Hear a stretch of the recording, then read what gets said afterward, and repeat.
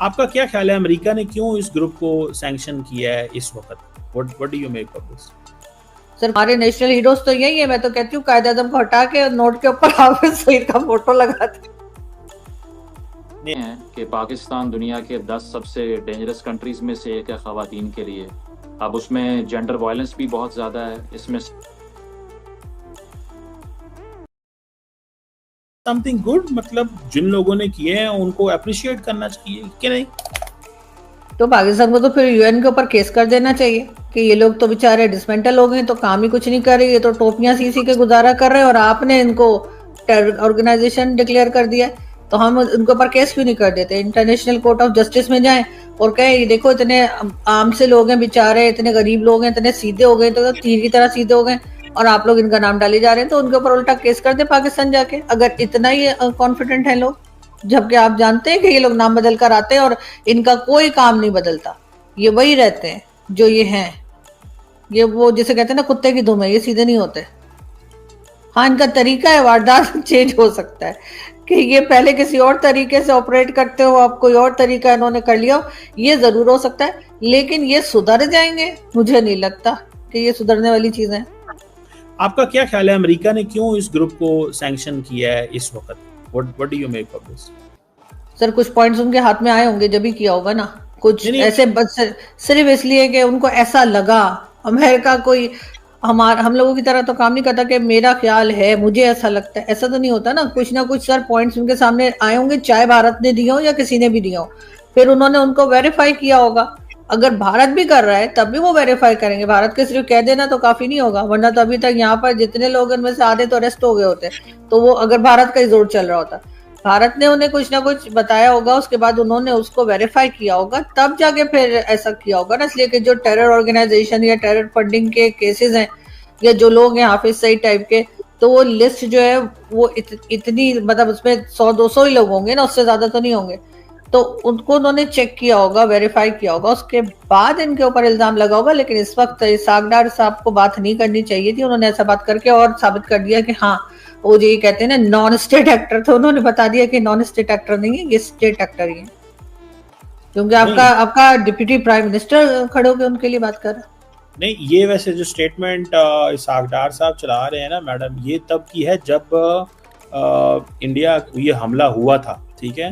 हाँ। तो इन्होंने खुद से ही इसहाक डार साहब ये कह रहे हैं, ये उस वक्त की स्टेटमेंट है, और ये इन्होंने ये तब कहा था कि ये जो रेजिस्टेंस फ्रंट है ये बेसिकली आया था, मंजर आम पे तब आया जब इंडिया ने कश्मीर का स्टेटस चेंज किया, इन्होंने अपनी वो की। अब इंडिया ने इनको दहशतगर्द करार दे दिया है, वो कहते हैं जी कि ये दहशतगर्द हैं, और वो बेसिकली ये कह रहे थे कि हमारे पास कोई ऐसी इंफॉर्मेशन नहीं है कि ये लोग इस चीज़ में इन्वॉल्व थे या इन लोगों ने इस हमले की जिम्मेदारी कबूल की, इस हमले की जिम्मेदारी कबूल की।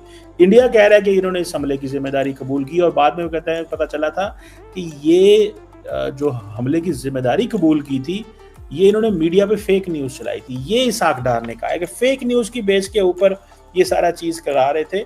सो आप इस पे मैडम क्या मतलब, आप तो फिर ये जिसे कहते हैं ना, अब इंडिया वो जिसको मर्जी कह दे ये दहशतगर्द है, वो उसको रोक थोड़ा ही सकता है, वो इतनी बड़ी स्टेट है उनकी।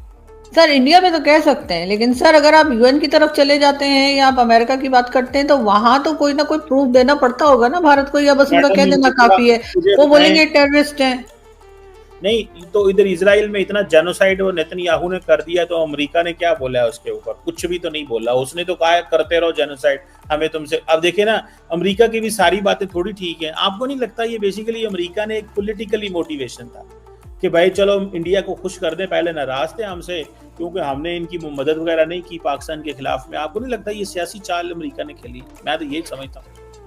सर मैं नहीं समझती, मुझे लगता है कि ये अमेरिका को, जब तक अमेरिका सियासी चाल वैसे नहीं चल सकता जब तक के कोई प्रूफ ना हो, और उन्होंने जैसे बाकी चीजों के सामने वो रखते हैं उसी तरह से रखा होगा। बाकी हमारा तो सर, हम तो हाफिज सईद को भी नहीं मानते कि वो टेररिस्ट है, हालांकि यूएन ने कह रखा है, अभी भी अगर आप गूगल करें तो आपको हाफिज सईद का नाम मिल जाएगा और डेजिग्नेटेड टेररिस्ट भी लिखा हुआ मिल जाएगा। लेकिन हम कहते हैं नहीं, वो तो मसीहा है, वो तो यहाँ पे मदरसे चलाता है, वो तो बड़ा नेक आदमी है।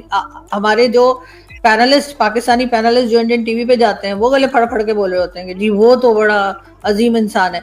और कुछ ने तो ये भी कहा, मेरे सामने की बात है, मैंने खुद देखा है कि उन्होंने कहा कि जी अगर इतना अच्छा बंदा है तो आपने उसको हाउस अरेस्ट क्यों कर रखा है? कहते हो तो उसकी जान बचाने के लिए किया है, वरना आप लोग अटैक कर देंगे। तो हमारे यहाँ तो इस किस्म के लोग हैं ना, हमारे यहाँ तो जो इसके ऐसे लोग होते हैं, हाफिज सईद, मसूद अजहर या इस किस्म की जो ऑर्गेनाइजेशन जिनको बैन किया जाता है, वो तो हम तो उनके वैसे ही फैन होते हैं।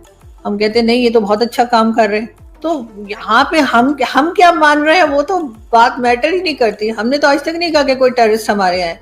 हमारे तो ओसामा बिन लादेन भी शहीद बताया था इमरान खान ने असेंबली में खड़े होकर।